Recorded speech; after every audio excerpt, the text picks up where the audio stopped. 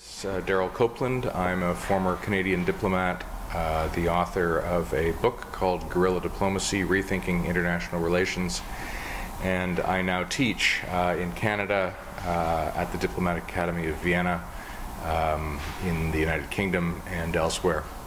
I've been asked to say a few words about some of the central ideas which lie behind the work that I do.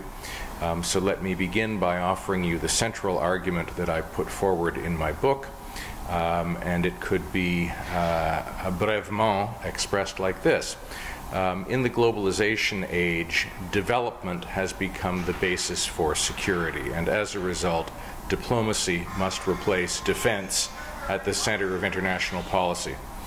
Following from that observation, one might ask, what are the principal threats and challenges facing the planet? In other words, if we are to be losing sleep at night about issues which are collective threats, how might we characterize those?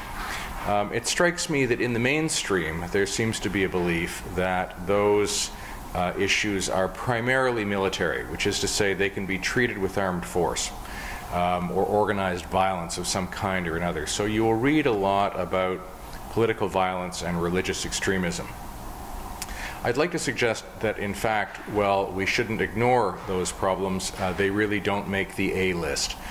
The A list consists of a set of issues which have in common a very significant element of science and technology within them.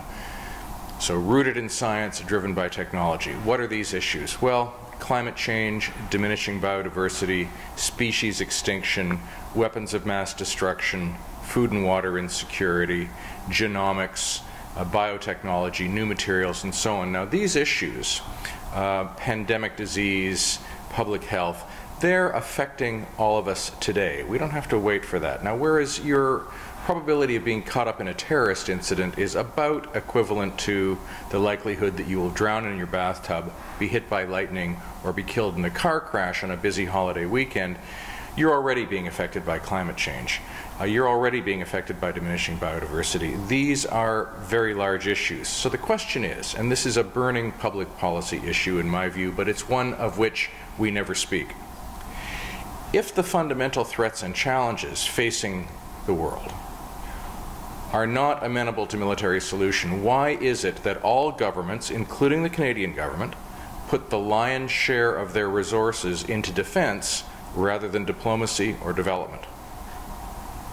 That is a question that needs to be put to politicians at election time. Let me try and illustrate this a little bit further. You can't garrison against pandemic disease. You can't call in an airstrike on a warming climate, and you certainly can't send out an expeditionary force to occupy the alternatives to a carbon economy. Given that, why do we spend 10 times more on defense than we do on development and diplomacy combined? Let me just finish up with some comments about Canadian diplomacy. There was a time, not that long ago, when Canada was a very active and engaged diplomatic player in the world. We were generally well received and well regarded. Why was that? Well, it certainly wasn't because we were a bully or because we threatened anyone. It was because we put resources into solving problems. What were some of these problems that we attempted to solve? Well, one of them was conflict. Lester Pearson brought peacekeeping to the table in the face of conflict. As recently as the 1990s, when we had a very activist foreign minister under Mr. Axworthy, he rolled out the human security agenda, which brought the world the landmine ban, an international criminal court, major initiatives on child soldiers and children in conflict,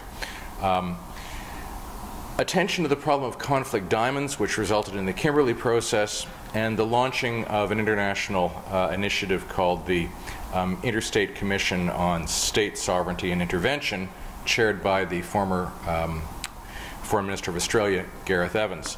They produced a report called The Responsibility to Protect, which, when published, was widely subscribed and in fact endorsed by the UN in 2002, and has now provided the world with a pretext by which sovereignty can be trumped in the name of human rights.